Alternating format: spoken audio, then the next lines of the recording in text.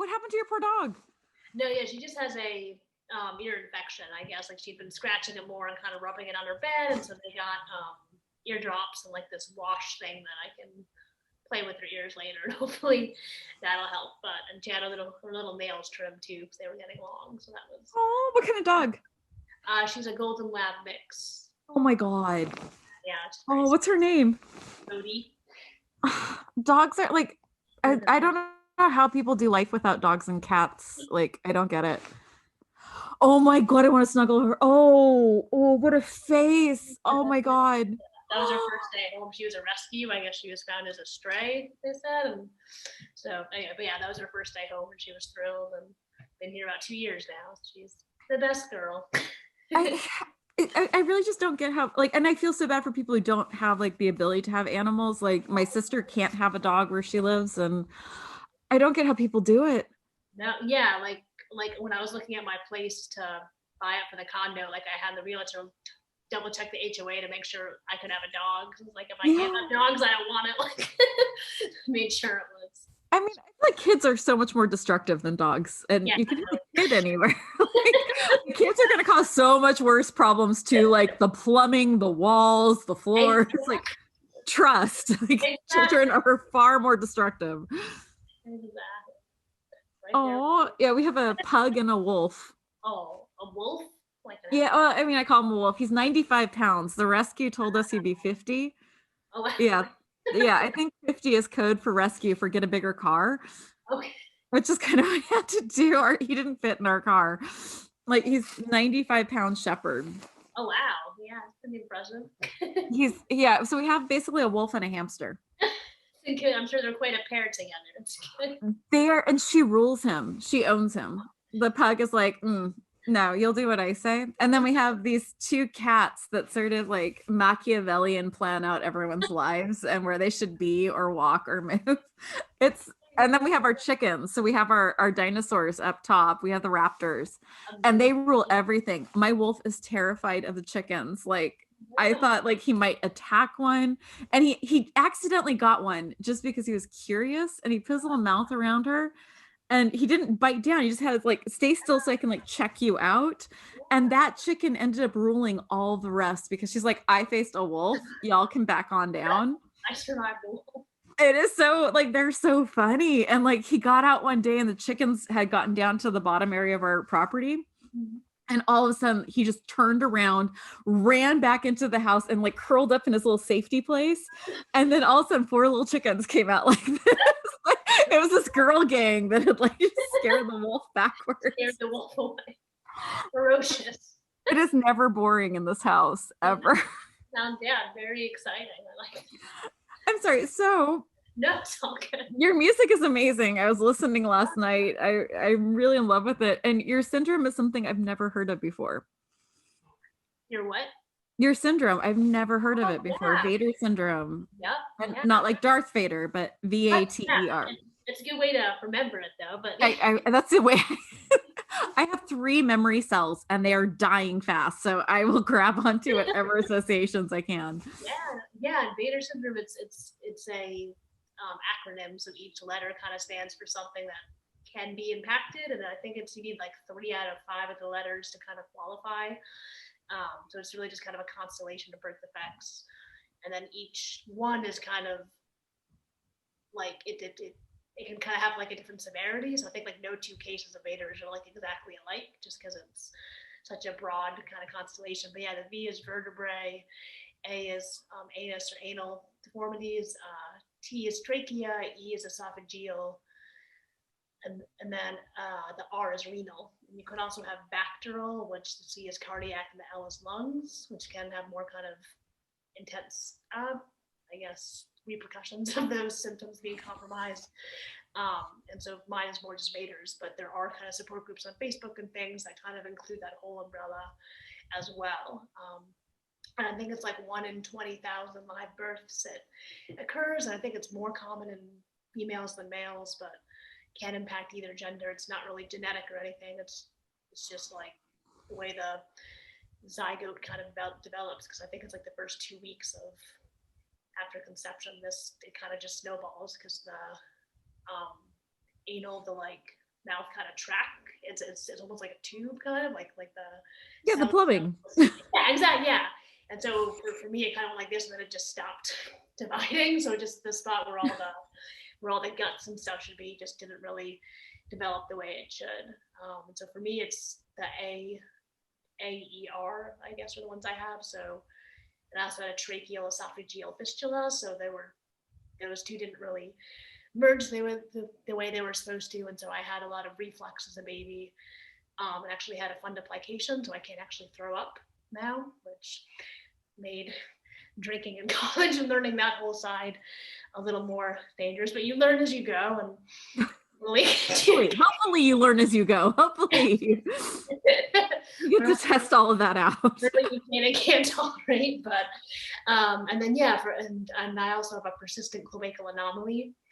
More things to Google on things, but so basically my digestive, urinary, and reproductive tract were all kind of merged together with the kind of division, and so all that was kind of set up to go out one channel or a cloaca, and so I had to have basically just a lot of different operations to like reroute all that plumbing as a kid because nothing was really where it was supposed to be. So it was just a lot of kind of big abdominal surgeries as a baby and a child, kind of in and out of the hospital. By the time I was 7, I'd had 22 operations.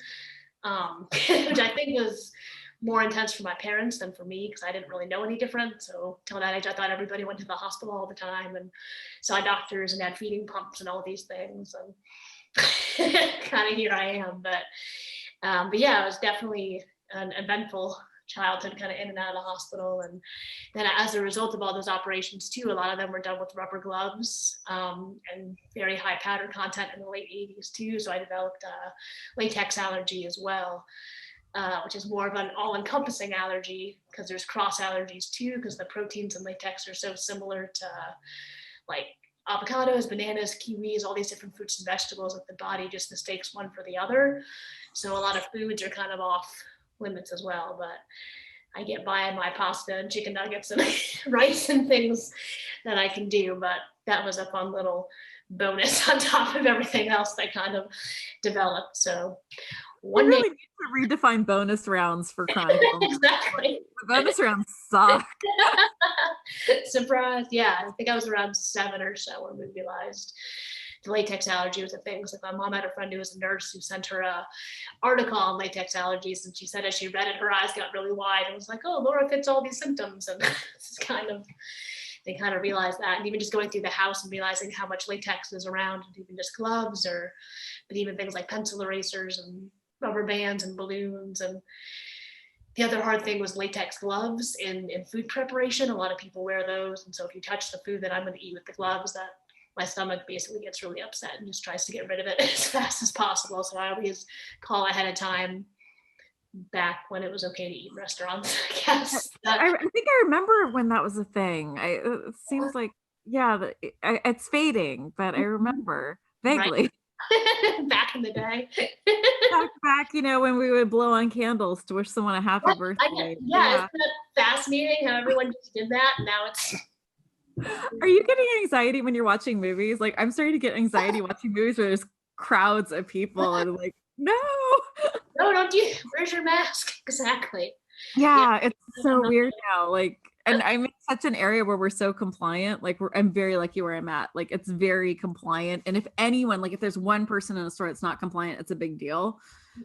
So I feel really fortunate, but it really does like heighten. Like, you're so used to seeing masks now on everyone. Like, if you don't see it, it's like, wait, what? Going on? Where's it? Exactly. Yeah, it's like this danger signal. Like, everybody's all, yeah, which is good. It's better to have that, I think, mentality. Versus the That's other. Very true. Okay, see, we covered a whole lot, and there's so much I want to go back to, and I'll probably forget everything. That was a lot, and it's really so I'm gonna start back with like you being a kid, and also that it's not genetic. Right. So there's no one in your family that's used to dealing with this. Yes, yeah. Your parents were not medically prepared to deal with a medical, like my parents had no, like there's a little bit, but not like this is we're dealing with this for the rest of your life stuff. How did they adjust? Like, was there any help they got? Is there? Yeah, so, and I think like my mom told me like she had like spotting around like the 7th month or so. Like, and this was in like the late 80s where like they didn't do a lot of regular ultrasounds. It was really only if there's an issue, and they saw like a big mass kind of in my gut, and there was a bunch of doctors like, maybe it's a cyst, maybe it's a tumor, like no one knows, and you're not supposed to really speculate in front of the, like I think she said she started crying, like she wasn't, just all the speculation, and they're like, well, we'll just see what happens when she's born and kind of see how intense it is. And I guess it was a lot like worse than they thought at the time, but my parents were lucky that they were in Fairfield, Connecticut, which is pretty close to Yale New Haven Hospital, which has a really good pediatric department. And my mom likes to joke that they could like name a wing after me for how much time and how many people I've employed there over the years. But yeah, so I think for one thing, just being that close to such a good hospital was helpful. And then my mom is very kind of, and my dad too, but kind of self-studying, I guess, in terms of self-educating at the time, just because the internet wasn't a thing then, late 80s, early 90s. A lot of it was Yes. and reading and just learning as you go. But and then my mom was a part of several support groups too, I think, in the area. And there's one was called PATH, which I think is like a kind of parent support at the time. And then as she got more into it too, she would kind of mentor other parents too who are new to kind of just all the anomalies, I guess, and just managing it. And even I don't usually ask questions about people's parents. I don't ask for people to speculate. It's just that I know that with what you have, someone will be looking for this, and there'll be a parent who's like wanting to know more. Yeah. And so I think it was kind of support groups through the hospital initially that she found, and then I was also part of a support group when I was like 7 or 6 called the Pouch Patrol for kids with ostomies and things. Wow. Yeah, and that was fun for me, but I think all the parents too would meet while the kids were hanging out, because like the child life specialists and the nurses would keep us occupied, and then they would kind of lead a parent portion. So they would all get to kind of share things. So that I think that was helpful too. But I do think having that parent network was really helpful for her. And actually, if you Google her name, Jennifer Titchery, this like article that she wrote in the 90s kind of comes up about the importance of parent support. And actually, I think it was called like Parent Support to the Rescue or something for her to, kind of be thrown into this world of this kind of whole new anomaly. Now for you, it was like normal, but when did it become something that wasn't normal? When did you start seeing? Yeah, I guess like around 2nd or 3rd grade. And I think some of that just with child development and like theory of mind, like before that age, are very kind of self-centered, and then you can kind of take other perspectives as you get to be around 7 or 8. And I think it's just that kind of realizing like, oh, not everybody goes to see the school nurse like 2 or 3 times a day like I do, and then everybody has a bunch of doctor's appointments and things like that. And also just a lot of teasing started then too, where sometimes I would have to wear pull-ups to school, and if you're short to ride down in gym class and some kid sees, and I think that's the first time someone brought it up, but it was just a lot of teasing, and the nickname Pampers started, and just kind of that being yelled in the hallway from time to time. And so, I think that was the first time you kind of realize you're different, and also just having such negativity for it. And there was even one kid who said he tried to like egg my house, but he got the wrong house. He got like a neighbor's house. But even then, like especially like in the 90s, like you can't just look it up on your GPS. You had to find the map and look up my address and like bike there, and just all the planning that went through to do that when I did nothing to you. You just don't like me because of this thing, So that to me, I think, was a very big wake-up call that you are very different, and not everyone's gonna be okay with this, I guess. And so that kind of taught me to be a bit secretive about it and try not to really talk about it or share it, which worked at the time, but I think it did kind of create this stigma for me around it. So like it wasn't really till college that I really told people outside of my family around it openly, other than like the food allergy stuff in terms of safety, but kind of telling more details about it didn't happen until I was older. I think, I just kind of got conditioned at a young age that if you talk about this, people aren't going to accept it, and it's going to be really negative. So it's better to just keep it to yourself, kind of. So that's kind of how I developed with it. But there was this kind of realization that you are a bit different, probably around 3rd grade or so. And even so, like I work as a speech therapist now, and I have been in the public schools too. And it's interesting to watch the other peers, like where the children with special needs I have, like in kindergarten or 1st grade, they all kind of want to be their friend and the helper.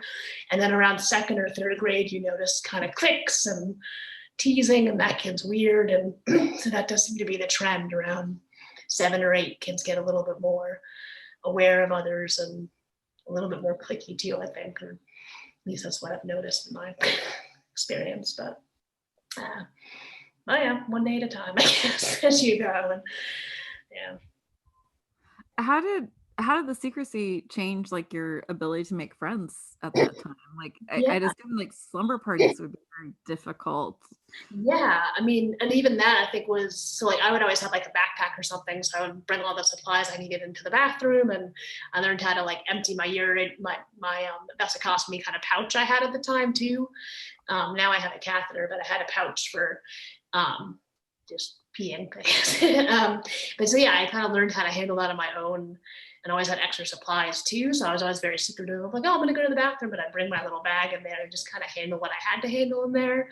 And I could usually go like a night without the urine drainage bag with a feeding pump here or there if I needed to. So on those like sleepover nights, I would just not bring those things and go the night without it. But there was, I think I was in 6th grade, it was like a sleepaway trip.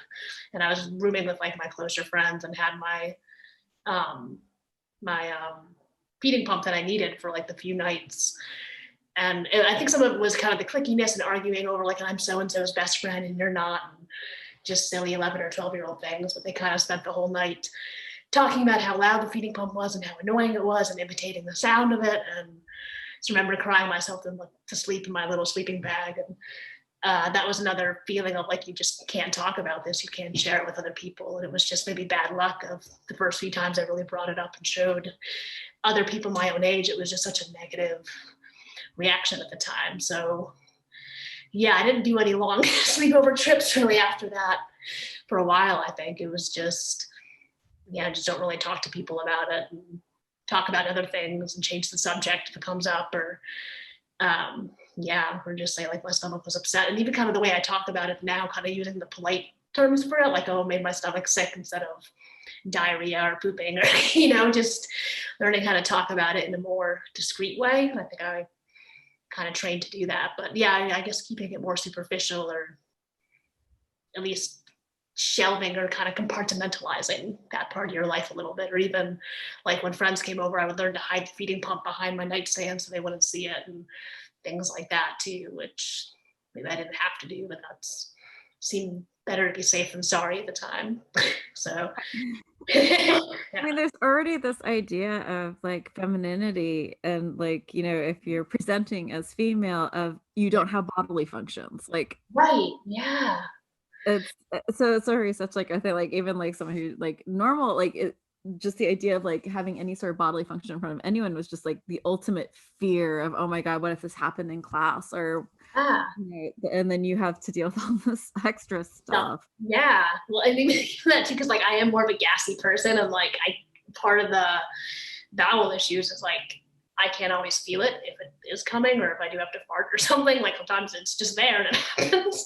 And I do have kind of a bathroom humor sense that kind of I grew up with, which leads to some kind of laughter around it, which I think helps. But yeah, no, like I remember being in line and being like, oh, well, whoever smelt it dealt it, and like just trying to be like, oh, maybe it was that kid over there. Like it definitely wasn't me though. Like trying to just like deflect and not have it be me, and or in the past too, like having a really bad day or having an accident with it, you try to get a jacket to wrap around your waist really quickly so no one could see, and you're like running to the nurse, and just bad days like that when you're trying to hide it. And to my knowledge, no one saw, but just having bad moments like that in elementary school and middle school things. But yeah, and just being able to, I would always have like an extra bunch of supplies in the nurse's office so I could take care of anything I needed to if I was having a bad day with it. But yeah, I think this is why we need school nurses. Like yes, they keep getting cut out of the budget. And like all children aren't healthy. Like they need everybody trained good nurses at school. Yeah, exactly. Yeah, because like even before, like I knew how to kind of empty my own pouch or things, like when I was in kindergarten and 1st grade, the nurse would help me with all that stuff. And as I got older, more independent, I think like around middle school or so, I learned to do more of that on my own. But having that nurse there as a support person and someone to help me, and actually, like I remember, I think it was like 4th grade, like the latex allergy. So I guess like the principal sent home some letter saying that balloons were no longer allowed in school because one child has an allergy. And then Did they like name you and like put a like a red balloon on your chest? my Like, God. yeah, so then some kid put an eraser on my desk, and I said, "Can you please move that? Because I'm allergic to rubber." And he's like, "Oh, so you're the one." And then it became this thing. And so then one kid put it on my desk again because he thought it was funny, but someone told the nurse, and the nurse called him down and like yelled at him so much that he came back crying or something. So she probably read him a big speech around it. But Oh yeah, my God. and hopefully there's more sensitivity nowadays in terms of more anonymous, being more anonymous with that and not kind of singling out any child in particular. Um, but yeah, it was always kind of like I was the reason that balloons were allowed in school, and it's not that I don't like balloons personally. Like I don't care, but yeah, They're just terrifying. They're just waiting to make a loud, scary noise. They're attached to murderous clowns. We could right. do without them. There's It's all good. nothing. Yeah, get the shiny ones. The Mylar ones are positive. Exactly. Yeah, But yeah, no, just no on the balloons. Bad environment. Very bad for the environment. yeah. Like, well, and even like those people that kind of let them go in the sky for that. I get the ceremony, but they're actually terrible for the environment. They mess up birds, Yep. homes, and things like I think All that's bad. Just we can do without the balloons. All good. Find yeah, something else. exactly. There's other ways, but Other symbols. All good. exactly. But yeah, so I guess it was an interesting childhood to have those like negative moments, but my family life was very positive, and I think that was helpful too to have this kind of unconditional support at home, and it was always very fun and positive at home. I think it was just those moments at school, and it wasn't every day, but it was enough where it was something I was very aware of. So yeah, to kind of, and I guess those little experiences, you maybe have one bad one every year or so, but that does stand out in your mind and kind of make you more private in some ways. But and to a degree too, I think that led to like kind of storytelling and later songwriting too. That's something that you could kind of control. Like after school, I would play basketball in the front yard and kind of just make up stories as I would kind of shoot the ball around or things like that. So that was something I kind of started doing as a kid, which I think was more just a coping mechanism for everything else I couldn't control. That was something I could. And then in high school, that turned more to songwriting, and now I'm in Nashville, kind of doing that. So that, as you're saying, that kind of developed over time. And I'm not sure if I would be doing songwriting or music the way I am if I hadn't kind of grown up the way I did. So that's a positive thing that came out of it, even though it was hard some days for sure. I found that like it's really funny. I think you're my second musician I've interviewed this month. And I for some reason I've gotten like all the writers, artists, musicians like to interview. I think Eva's just passing anyone who's like, I do something creative. She's like, here, you go to talk to Monica. No offense to anyone. I that's what I am. I'm an artist, and I'm not a musician. God knows my children used to scream if I tried to sing to them. But I'm a writer and an artist, and I think that there's something about the refuge. It's like we don't get to control our bodies, but we can. We live in this creative world in our brains, and if we're in hospitals, like I was also a kid in a hospital all the time, and in surgery, and there's these like spaces, especially when we didn't have iPads, like when we didn't have phones, we didn't have iPads, we didn't have computers or laptops, and there's this like in between space where you weren't at school, you were in bed, and like you just sort of absorb stories that you read, and you start creating your own internal world. Yeah, I mean, and even like for my kind of tumultuous stomach that was always getting upset, or even just having kind of a bowel management plan that does require like an hour and a half at least in the bathroom every day since I was 2 to now, like that. I kind of grew up in bathrooms, and again, before iPads and phones and things, like you kind of just make up stories. Or my mom used to give me her little Walkman that I need to listen to, and I'd be rocking I out. remember Walkmans. Yeah, right. Were those? Oh my God. Yeah, I was listening to like "Bad Out of Hell" too by Meatloaf in the bathroom, and like just singing to myself and rocking out as like a 6-year-old in there. But that's kind of where that love of music started too, I think. And you're alone for an hour, you have to occupy yourself somehow. And sometimes like, my mom would be in there, or like a nurse or someone too. It wasn't like I was always in there by myself in isolation, but there are times where you're just kind of hanging on your own. And so, yeah, that is kind of where the songwriting, I think, initially started. Like the first songs I remember making up, I was in the bathroom kind of just by myself and singing along, or changing lyrics to Hanson songs to make up my own versions and things like that too. And then I mean, those lyrics do lend themselves very well to being changed. exactly. Exactly. Yeah, exactly. So yeah, that's kind of where it all started, I think, creatively. And then even in high school too, I started writing my own songs and doing open mic nights. And even like around school, anytime I could kind of work a song into a class project, I would try to do that. And I think in my mind, I kind of like being known as the girl who walked around with the keyboard instead of the girl who was the nurse all the time. Something that you have more of an agency and control over too. And even if no one else saw me like that, I kind of did. And so having that kind of control over your identity a little more versus this random thing you were born with, I think was empowering at the time too. Is that where you got like it was like to get at 16 to get up in front of people and play music and your music. Yeah. Did I have a theory about bravery? I'm curious. Where, like, if I'm at all on the mark, where did you at 16 go, okay, here's my heart, soul, and my pink underbelly. I'm gonna stand up and give this to you. Here's all the things. Yeah, I mean, I think I was just here. So like, I really like Gavin DeGraw and John Mayer too, and seeing them on stage was like, I want to do that too. And there was an open mic night at Bridgeport called the Acoustic Cafe that I went to play at. And I remember like the first time I played live, I played a Gavin DeGraw cover, but my knee was like shaking under the piano bench. And I was like, I hope you like it. And someone was like, oh, I love that song. And there was like a big applause. And so I think because I got a really positive response, I was like, oh, okay, I can keep doing that. Like, I didn't get booed off the stage the first time. Like it was a very positive response. And part of me wonders if some of that was a nice antidote to kind of some of the negative teasing of like, oh, this thing gets me a lot of praise and applause where I don't get it other places. So let me keep going back to this thing that's such a positive response, and kind of making up for some self-esteem thing at the time too. Like that could definitely been a part of it.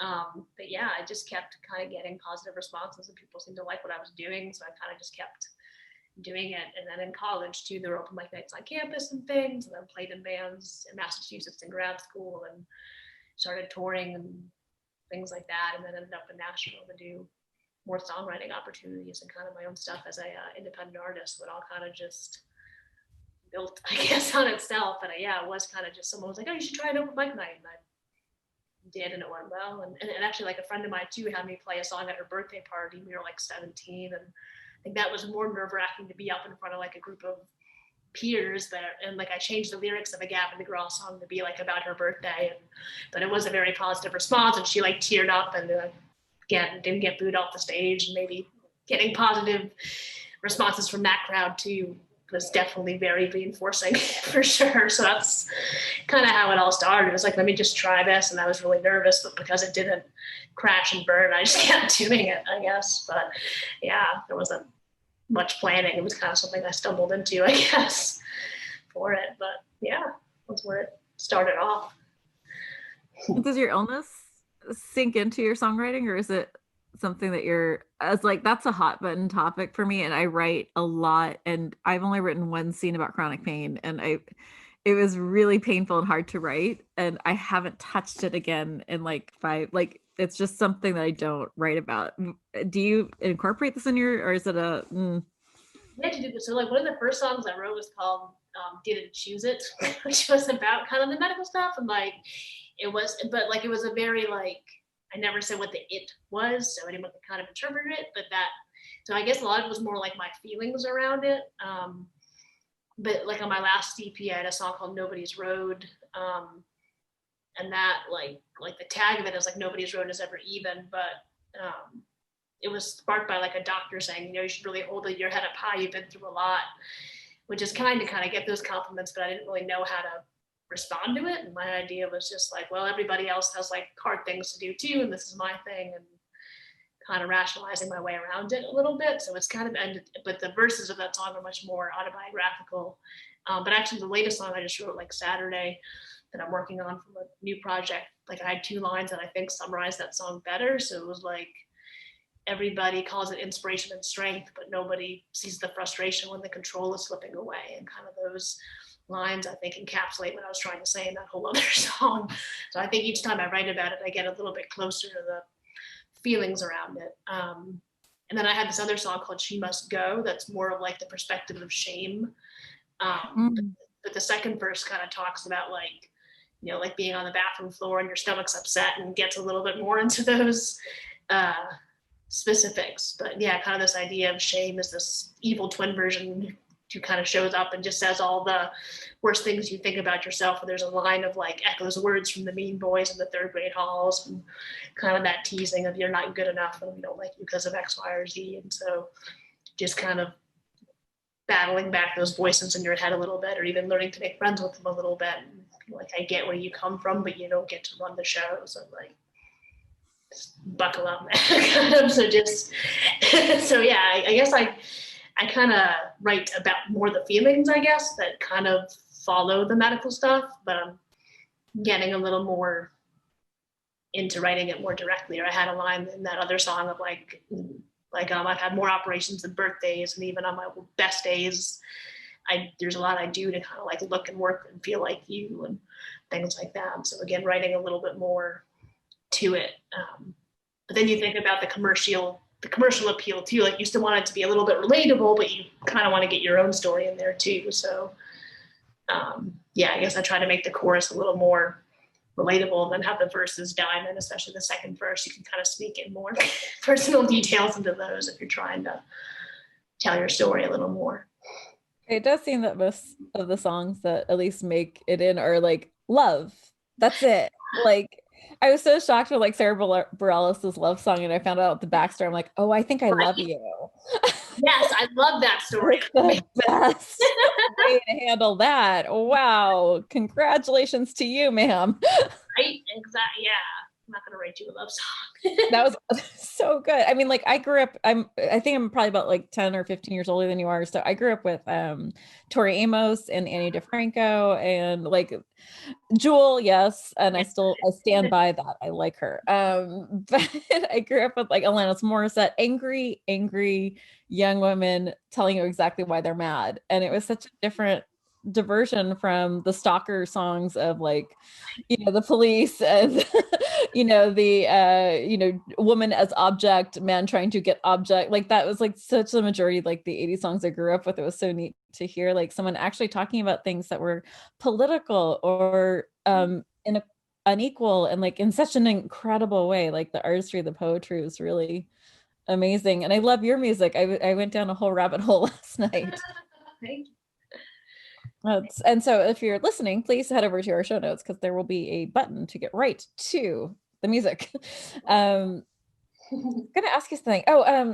So with cycles, like I know we have very different disorders we're dealing with. Do you get cycles of like ability, not ability, and how do you work those cycles into your creative life?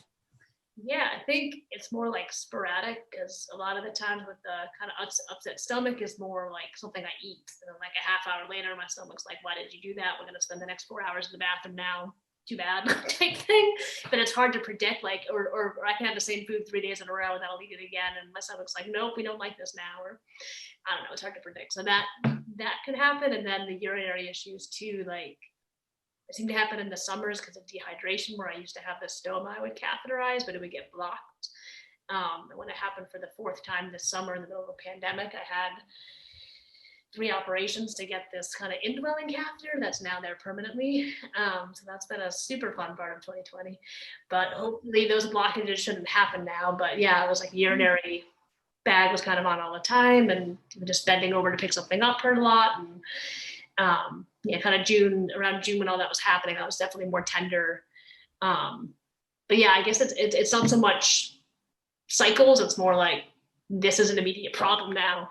Have fun with it, but it's hard to predict when that's going to happen. But I'm hoping now with this new kind of indwelling catheter, it won't be like, surprise, it doesn't work anymore. Like, it should keep flowing and be hopefully resolve that issue. So that's good, even though it was more of a challenge to kind of fix that problem that had been happening on and off for a few years.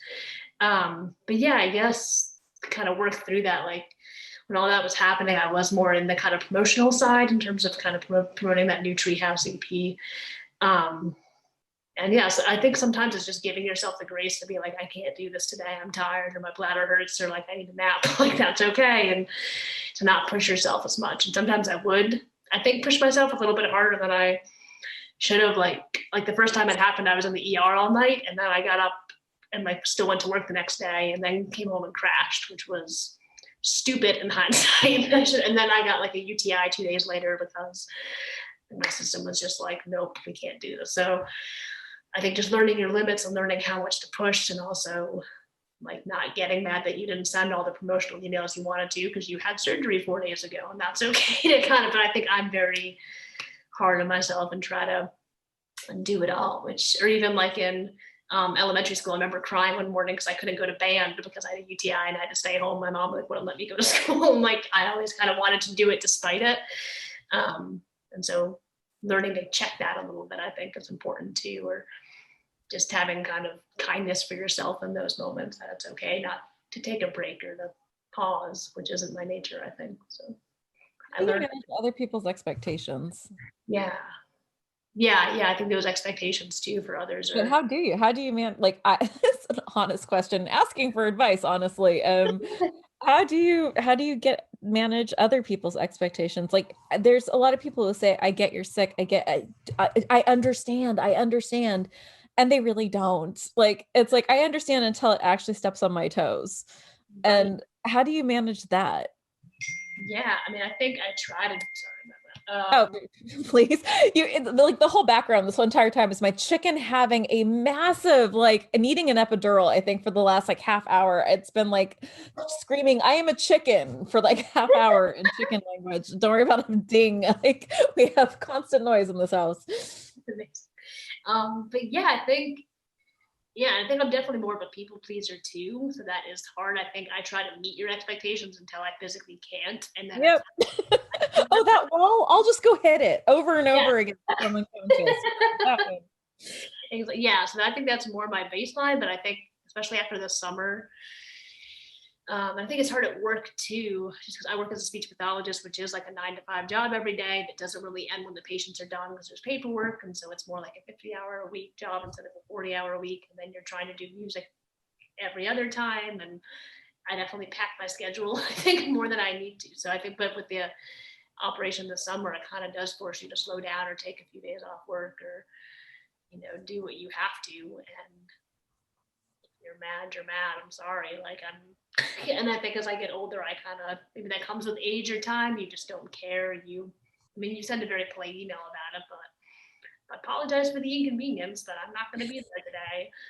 Or like, been shitting in the bathroom for 2 hours. Like, I don't say it like that, but it's like, I'm not coming in today. Sorry. Like, and I always try to make up sessions I miss for kids or things in terms of what I can do too, so kids aren't losing their treatment for therapy and things. That's part of our clinic's policies too. So I try to, follow the rules or make up what I can if I need to on that end, but while still keeping yourself a priority too, I think. But it definitely comes with time and experience and letdowns on both ends, I think. But one day at a time, I think helps a little bit too. I have a weird theory of likability as a survival instinct that, like, I think, at least for me, like, I won't speak for anyone else, but I've noticed this in a lot of us chronic illness people, especially invisible illness, is that likability is survivability. So if someone likes you, they're willing to spend time with you, which means they might be willing to drive you somewhere, which means they might be willing to take your doctor's appointments, which means they might be able, like, it's a survival thing. So if someone doesn't like you, it becomes even more scary because your survival is actually linked to other people being willing to help. Yeah, and even like I've kind of noticed like even like in the hospital or in the ER when there's like several doctors like messing with guide wires and catheters and trying to release this blockage. I'm still trying to be kind and smile and make jokes and stuff. And I think Uh-huh. that's just my gut thing of like, can I still make you laugh? Like, do you still like me? Like, and it's Uh-huh. I don't know why I do that, but or even with the doctors, I had a kind of just a physical today, but even nurses checking in, I'm going to try to make you. I don't know why I do it, but it's a habit I've noticed that I kind of do no matter who the physician is. I try to say something or no worries, it's fine. Like, Oh, you just screwed up my IV for the fifth time. I understand you're tired. This must be such a rough day for you. As I'm bleeding. This is actually a true story, by the way. Uh, yeah. No, I feel that because like I really do think that for us it's a survival thing. Like if the doctors like us, and especially during COVID, I have to say I've amped that up in my doctor's appointments and I've been hospitalized twice or emergency room twice since COVID. And that's been like on like high alert, being nice, cute, funny, like please wear your fucking mask when you come into my room. exactly. Yeah, and even and I had that. So for one of the surgeries, they were trying to get an IV in, they can't do it. And then the nurse was saying, like, your clenching is like making it worse. And I was like, well, this is what I always do. But and then like, so I was being very polite to her, but I was texting my mom, like, she doesn't know what the fuck she's doing. being like, so I vent it in other places, Yeah. and like I keep a journal too, and even though I'm more positive, the journal's just all venting, and it's not like fun to reread. It's very negative, I find, and I think that's just where it all goes. Yeah. When we have to have this like face for everyone, like and even in my own house, like I have teenagers, which means that I always have to be understanding, loving, always assume the absolute best, and any negative stuff has to be private, quiet, and with wine with other parents, like that I trust, that's out of earshot. And like there's just no space to just be me. And like anything negative and ick has to go somewhere else. Otherwise, it has ramifications that I don't want to pay. It's not, like that's a high bar to reach all the time. And with doctors, it's this very high bar of like, do you like me? Do you like me enough to take care of me? Do you like me enough to maybe not put that code on my medical bill where you'll charge me $3,000 just for being here? Like, there's just all of it, like, and with pain clinics, it's like, do you like me enough to believe I'm not a drug addict? If you don't like, I had one nurse who started to like act like she was going to put me on a list because she did not like me Jeez. Yeah. because I kept insisting she wear a mask. Isn't that hospital policy that they understand? Oh no, this is like the nightmare. This is the nightmare emergency visit from hell. I've never been so scared in my life. And it was during COVID, so my husband wasn't there to advocate for me, and I was already very sick and very scared. And it was an awful experience. But like seriously, like to amp up the like friendly with doctors, I had screwed up the P-test thing and I didn't put the lid on all the way I thought I had. And it had leaked, and she starts berating me for this. But my hands, I had already dislocated my wrists, so my hands were very shaky. And I offered to clean it up because it was just like this head, oh, I made this mess. I better clean this up for you kind of thing. And she said, yes, go ahead, please clean that up. And then she was deeply questioning about my pain medication and whether I should be on a list for like drug seeking. And then they screwed up my IV, and there was like massive mask ignoring in the emergency room. Like it was hell. I'm sorry, that's a total diversion, No, but that sounds horrible and it traumatizing. was, and you're very much stuck there because, oh, if you're outside the United States. So what we're talking about is you actually get charged I was charged $3,000. I don't know what you got charged, but each hospital differs. But it's $3,000 to walk through the door. That's without anything being done. $3,000 to walk into an emergency room. If I had left, even though I was receiving this care, very bad care, I would have to pay $3 more thousand to the next emergency room without any guarantee that that would be better. So we actually get charged to walk into the emergency room. And if I'd gone by ambulance, that would have been another $3,000 to $5,000. So most people Uber to emergency rooms. So just say if you live in a place where you're lucky enough to have socialized medicine, fight like hell to keep it. Like Yes, teeth please. bared, fingernails out. You do not want this. Trust and believe you do not. And we get denied for surgery all the time. So if that's the lie they're telling, like I just heard someone saying that they were like, you don't want Canada because they've denied surgery. I'm like, I was just denied physical therapy and I dislocate 5 times a day. So I've been denied surgery after surgery. I've been denied care more times than I can count. Please. No, or even like I work as a speech therapist, and I try to get like um, communication devices for kids. So they're kind of like iPads, but a different company. But I have had companies deny that. So this girl has no other way to express herself, or she had an old device that was a few years old and was basically obsolete, not working. And so I had to like rewrite this whole letter and put in this giant kind of basically a persuasive essay to let them. And they finally got it for her. But even on the physician side too, in terms of being the care provider as a speech therapist, which is interesting to kind of be on the other side of that and be the one pulling kids from Yeah.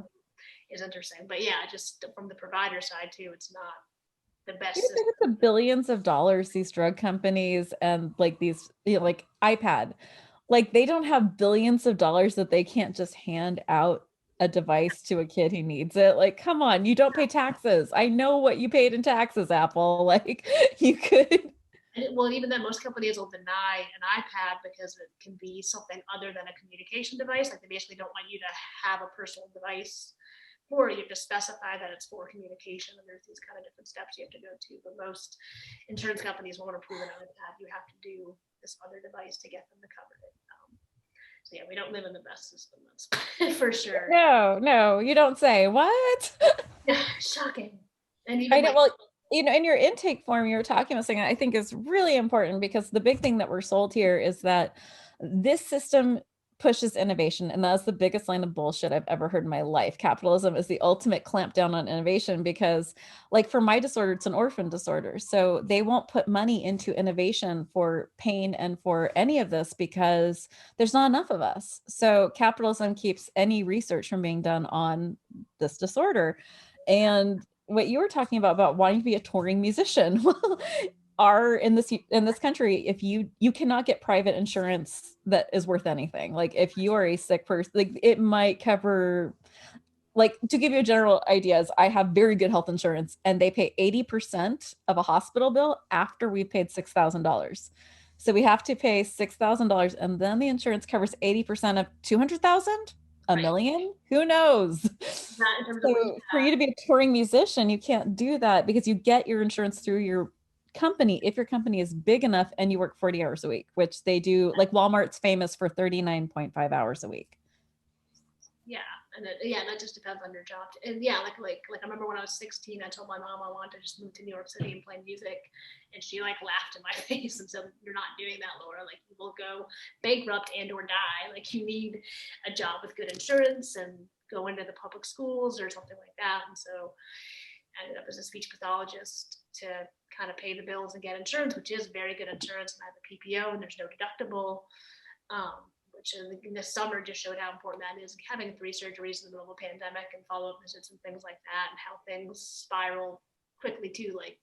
Like that one ER visit turned into 3 surgeries and follow-up visits, and then even just this medical supplies you need and gauze and tape and drainage bags and things like that. Like it's usually more than just the ER visit too. All these extra expenses add up very quickly that are not covered that you're paying for. And so the idea that in the minimum wage in Tennessee is still $7.25, when you look at that too, and just how insane. And how much was your condo?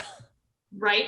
Yeah. Yeah, exactly. Yeah, and then having this mortgage on top of that and all these other expenses that you're juggling. Yeah, like ours is I think in my area it's $10 an hour, maybe 15. It's been a while since I've hired anyone. I haven't run my business for like 10 years, but when I ran my business 10 years ago, it was $10 an hour and the average house price was, I think it was 700,000 in my area.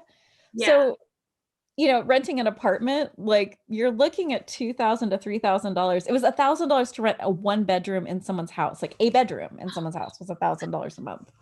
Yeah. Like I had a studio when I first moved here that was about 900 or almost 1,000, and then they were kind of bumping up the rent every year. And after like a year, it's like, well, it's probably just cheaper just to buy.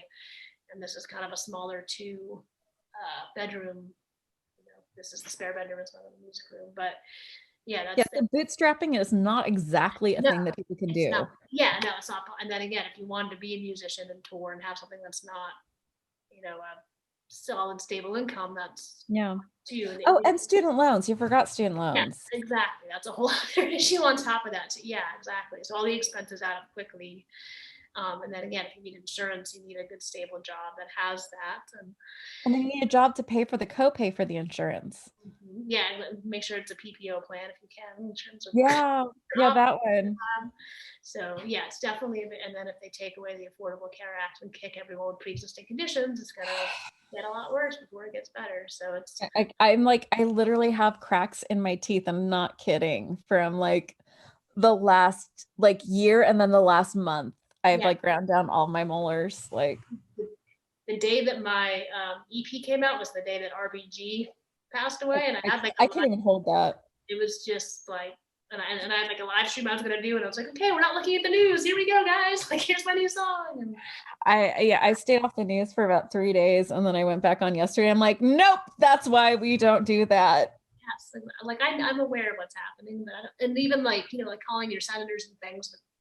The Republicans in Tennessee don't care, and they send these kind of blanket letters like, "Oh, I appreciate your opinion, but I'm doing it anyway." Like I have tried to reach out to them and advocate, but and then we're on the opposite side of it is I'm in California where all my senators are fighting like hell. And they're like my representative is the one who's on the news every night going, we are fighting for people to have affordable health care. We need Medicare for all. So it's like, sure, I can go ahead and call him, but he's already busy doing the thing I'm asking for. Like, Right. I don't want to add to his stress level. He's nice. I've met him. He's lovely. Excellent. Yeah. So, but then it's hard because you just feel this helpless, powerless feeling of like, what can I really do to help or protect him when it's, I don't know, you don't want to be. And I literally had my insurance tell me I could go ahead and die and that would be fine with them. That's what the operator said. Like, Wow. okay, so that's the it started with because I dislocate 5 to 10 times a day and I need to have at least once a week a professional relocate the joints I can't relocate. It's like my rib will not go back in and I'm not strong enough to push my tibia in. I need someone who's really strong to get my tibia back into a socket. And so once a week I get like I do live with as one dislocation like for a week or two until someone can actually put it back in. And emergency doctors can't do that. So I need to see a physical therapist once a week to relocate things that I can't put back in myself. And the insurance said, nope. I said, okay, but this is a blood flow issue. And eventually I will end up with a limb that will need to be removed, amputated. We'll pay for that. Okay, Yeah. but I have a heart condition and every surgery could easily kill me because my heart rate is really iffy. Yeah, that's fine. You can go ahead and die. Okay, well, nice to know where I stand in this. Exactly. Yeah. Just the focus on like preventative care, it doesn't seem to be the main thing. No, no, no, that's fine. And the painkillers, they're like, we'll keep paying for your massively, yeah, that's fine. We just want to pay for you to work on your joints so that you might someday be able to reduce the amount of painkillers you're on. Right. Yeah. Yeah, it's so frustrating. I'm just yeah, No, yeah. I mean, other than just money and lobbyists and stuff, but you think it'd be common sense to like we don't have to live like this. Like no other country lives like this in terms of their healthcare. But No, it's just it makes no financial sense. Like yeah, if I can get to a point where I could work again, then I don't need assistance, then and I don't know a single person who's disabled who's like, I like not feeling like I'm contributing. Every single disabled person I know, we are like we will go to the wall, we will break through the wall, we will crawl to get the deadline done. Like I've never met more motivated people than sick people. right. You just wanting, yeah, yeah. I think most people do want to contribute or want to be doing something they're excited about and passionate about. And, Yeah. Oddly, that's not doing the phone banks that they keep telling me to do. They're like, if you would like a job, you can do phone calls. I'm like, yeah, I get enough rejection in the day. Thank you. I'm all good. I have teenagers. Rejection is, I'm good. all part of it. Yeah, We're exactly. all fine here. Thanks. I'm going to go snuggle dogs. And the Run podcasts to disassemble the system. I will be doing that. Thank you. exactly try to change the system. How does, like, you talked a little bit about dating, and I'm really curious because, you've gone through your story of like, dealing with some really traumatic stuff as a kid. How has dating worked? Yeah, man, it's been a good source for songwriting. I find that the I rejection mean, songwriters have proven that dating is the mine that never ceases for songwriting.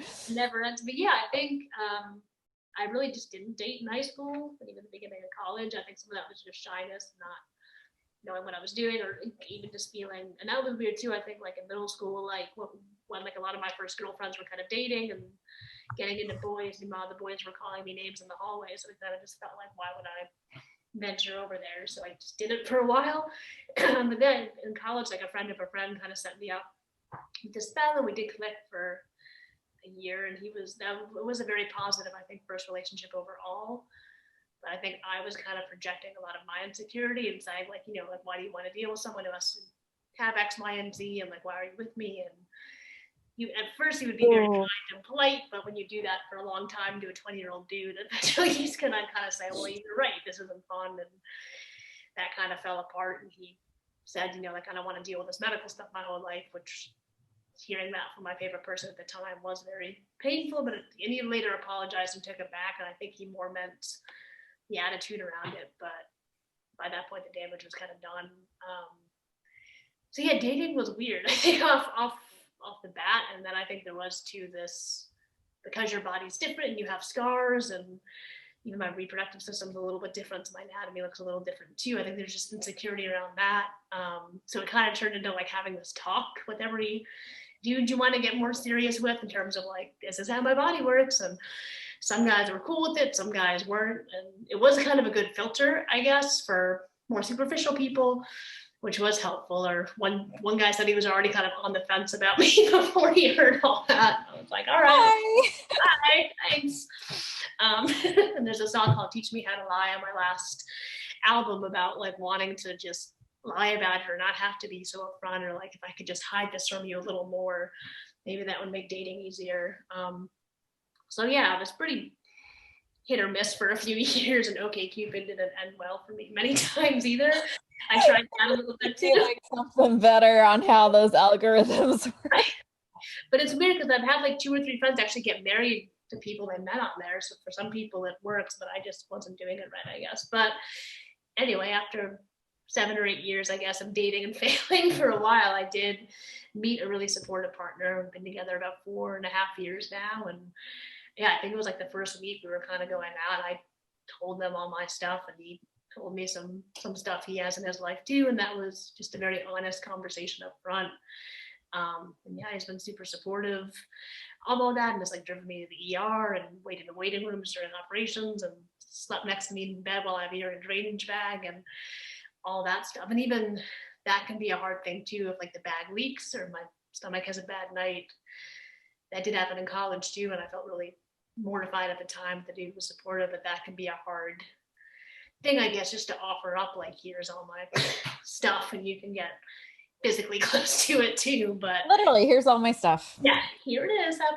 But and even that, like I was in the bathroom, I think like the day after my surgery, and I was in there for a while, and he was like, do you need help in there? I was like, no, I'm all right for now. But like, he was willing to kind of come in there and help me if I needed it, and that was, very kind and supportive. So I think eventually you will find, hopefully there's somebody out there who is going to be kind and supportive. It's just meeting, and I think some of it too is meeting the right person at the right time. A lot of it's just luck and timing. And or there's one fella I met in Massachusetts who we dated for almost a year, and I found out he had broken up with his girlfriend of 4 years, like 6 months before we met, and like he probably wasn't over that and wasn't ready for a more committed thing than I was at the time. And for that one too, like I just didn't tell him about any of the medical stuff for like 6 months, and then he found a catheter and we kind of talked about it. But I went through phases of like, maybe I don't have to be as upfront about it. We can kind of keep it light and superficial, and that works to a time. But I think eventually if you're able to be open about it and just have a conversation about it, that helps. It's just that risk of maybe they'll leave when you do, or maybe the text will stop, and that can be hard. But in the long run, it pays off, I think. Just in those moments, it's good songwriting material, I guess, when it crashes and burns. Very little comes out of good times as far as like good art, good music, like right, exactly. Good suffering that tends to create some good stuff. Yeah, it's yeah. Like I had one line that was like all of my like, actually, yeah, like I had a friend who said, you could like write a book of just all your OkCupid stories or something like that. Totally could. I would read that book. Right, exactly. So, and even that, like, I'm kind of thankful I did have the rocky 7 or 8 years of trying to figure out dating before I found a good partner, because it is good stuff to draw from for even current songwriting. I'm like, oh yeah, I remember what that was like. Let me write a song about that again and dig that up a little bit. So it is nice to have that thing to draw from a creative sense, I guess. But it's also helpful just to know more of like, if you're going to go the distance with someone, there's a lot that you don't know what you need. Right. Unless you've gone through some people that you're like, that should have worked. It didn't. Why? Like, right. Yeah. Like I have a 13-year-old. We're talking about relationships and like that love isn't always enough, that it's values too. And that like, it could be the greatest, nicest person in the world. If your values aren't meshing up, like for like my husband, it's curiosity. Like we're travelers, we're curious, we read, we take classes. Like that was so important to me in another person. And goofiness was super important. And like right before my husband, I've been dating this guy who was wonderful, kind, lovely, did not, like the illness was not a problem. My independence was not a problem. Like nothing, I was a single mom. That was great. No worries, but he was not someone who was curious and he wasn't goofy. And it just was like, this is not gonna. Yeah. Not gonna work, you know. Exactly. But we have our medical dates because we have kids, so we never get alone time. So when I'm in the hospital before COVID, he would come with me, and it was like we'd have like these mini dates in the emergency room. Oh, yeah, you had that alone time. That's nice. Yeah, it was the only alone time we got. Just was sitting there playing gin rummy in the emergency room, cracking each other up. It was great. Always a silver lining. Kind of find. I think that's like kind of my ultimate with people whenever anyone's asking about dating is like, if you can't just hang out and do nothing and have a great time, this is probably not what you want long term. Right. Yeah, exactly. Just being able to kind of, yeah, I think for me, like a sense of humor is a big thing. And that has always been something I've looked for. And I think just being able to kind of do nothing together when that, like, that's really important too, or shared interests. Like, Andrew started, who's my partner, started talking about like dogs one of the first times we were hanging out. I was like, oh, I can get behind that, and started dropping quotes and office quotes, and I was like, oh, okay, I understand. Yeah, just that Yeah, commonality. Parks and Rec right there. Yeah, Yeah. exactly. Yep, yep. Uh-huh. The Good Place. If someone does not like Dude, an person with The Good Place. I just finished that Sunday. I was crying. Oh my God, that last scene, I was like, oh my God, like on the floor. Like that was some of the best writing. And I was so mad they were ending it. I'm like, no, I'm not ready. I can't let this go yet. And I'm like, okay, never mind. That was how you Ended it the perfect way, but it was heartbreakingly beautiful the way they did So it. good. Yeah. Oh my God, that and The Magicians. I was like, both shows ended this year, and I'm like, no, no, no, no, I'm not ready. Okay, fine. That's how you end the Fine. series. You're gonna Damn go. it. I'll just rewatch it 30 times. That's Exactly. fine. Yep. I'll make it Yep. work. Yeah, Doctor Who, that's the other one that I keep rewatching. Dickinson has become like my favorite thing ever. I don't know if you've watched that yet. Oh, check that out. Is that, Yeah, it's do you have Apple Plus? no, but I can look into it. Is it like an Emily Dickinson thing or what? Okay, okay, yeah, no, I was in there But for a while. it has like a soundtrack Lizzo and like they blend it's I think it's just one of the most important shows to watch right now because it takes place right before the Civil War. Like this is Emily Dickinson as a teenage girl, as about 20, a young woman, and the whole world's on fire basically. It's just about to implode. And they're talking about how the country's never been more divided. And you get to see that, like our storied famous authors, they weren't storied or famous, when they were living, they were kids, and it's such a great look at her and all of her faults and all of her gloriousness and selfishness and amazingness and creativity. It's such a fun show to watch, and it's beautiful, and it says so many important things. And it's such a great viewpoint of like being 20 again. Like I know it's not so far from you, but it's pretty far from me. And it's like this forgiving of like being 20 and like clueless. Thinking you know so much and being like, oh, sweetheart, it's deep breath. Exactly. Not a good And if idea. you get it, try watching Little America. That might be like my favorite thing I've watched this year. I have not felt patriotic in a long time, and that show actually made me like go, "Oh, okay." There's some good out there. It's good. It's beautiful. Did you see The Big Sick? I heard about it. I didn't get a chance to see it yet, but is that It's really good. It's this couple who wrote about their dating story. She went into a coma when they just kind of started getting serious. And they didn't know what to do next. So what they decided to do is to go talk to people who have immigrated to this country.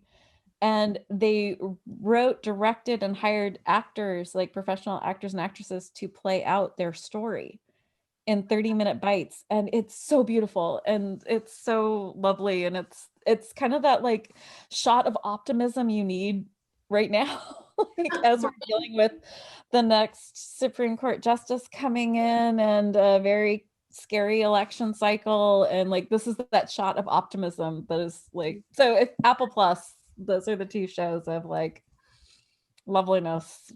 right. Yeah, all the positivity I can get, man. Definitely makes sense. I literally have no fingernails, like none. Yeah. No. Yeah. Yeah. That and my 19-year-old decided to join the Navy in the middle. He just signed on and signed his oath 2 weeks ago. And so I have no fingernails. Yep, yep, that's fair. Yep. Yeah, it seems like the thing you do, right? Like, Yep, that's a yeah. valid yep. Yep. Yeah, lots of deep breaths here around here. Yeah. Exactly. Sorry, that went off the rails. Mhm. It's been so much fun talking to you. I know we talked for an hour and I would kidnap you forever. It's lonely. But this has been lovely. Please come back on anytime. And in the show notes, we'll have your right at the very top a button just to get to all of your music because it is incredible. I'm putting you onto my Spotify list.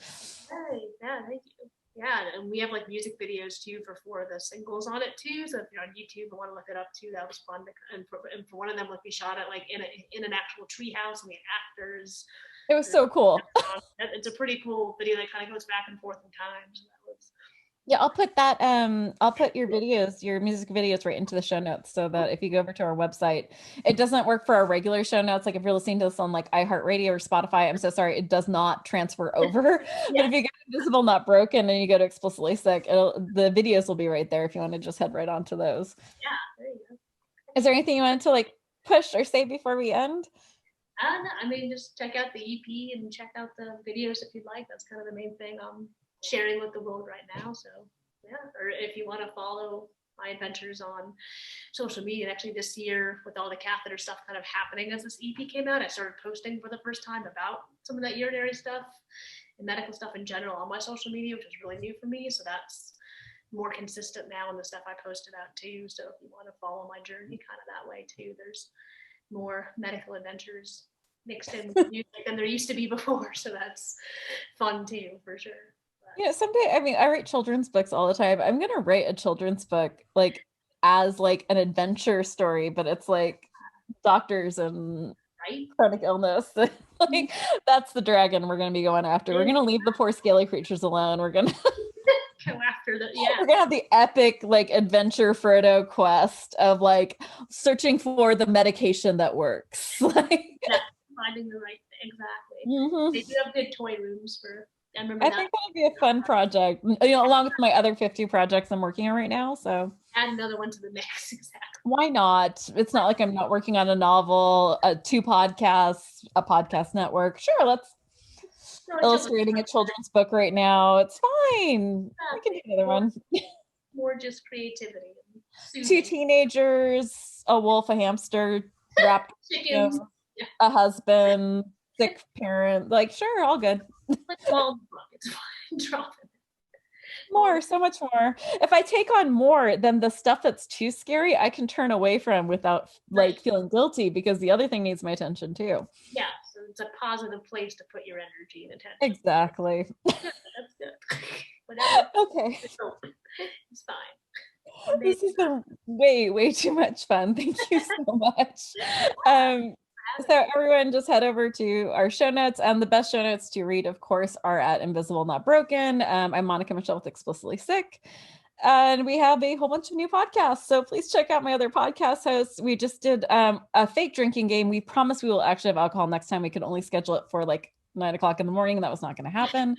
But we played, I think we played 3 Truths and a Lie, which ended up being really entertaining. And I'm still mad they guessed mine. I guess I'm just too open book. So check out Invisible Not Broken still exists. It's where we play our games and we have our roundtables. We have a whole bunch of other podcasts and we have some new ones coming out in the next 2 months. It's been crazy times. So I don't think it's ever been more important to realize that shame belongs to the cruel and no one else. And be kind, be gentle, and in whatever way it looks like to you, be a badass.